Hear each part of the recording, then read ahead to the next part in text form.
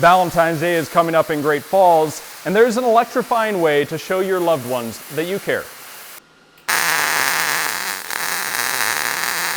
I was at Great Falls High in their welding class, and the teacher had these stencils cut out for a rose for the metal, and so I brought it home to my grandpa and I said, look, we could do this. We have our plasma cutter and we have the program. Well, my grandpa has always welded. He owned a business here and he would always be welding. And it was mesmerizing, I mean, the way everything got put together.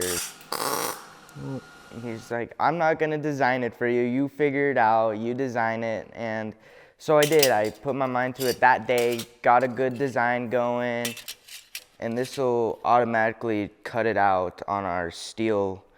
And from there, I just pick the flower petals out and pull them. Here, I will bring my cutout rose petals, and there's these special like rocks in there that'll tumble these around. It'll knock all the sharp edges and smooth these up for when I come torch them, and that way it doesn't cut your hands and whatnot. I'll hit the metal rod with these textured hammers, and it gives the stems for the roses a little bit more of a texture and more of a realistic feel to them. And then once it's all bent together, I'll take my torches and it'll color it in like blues, purples, golds.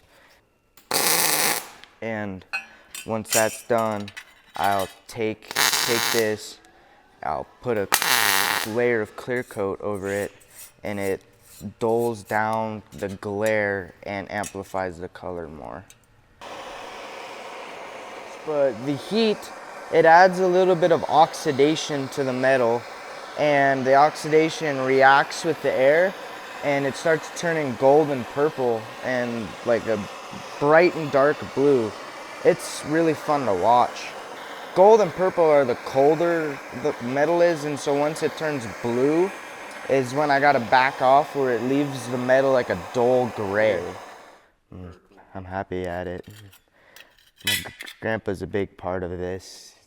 I sold them for Valentine's Day, and that's what I'm trying to do again, sell them for Valentine's Day or, as a gift. I think I've made over 200 of them.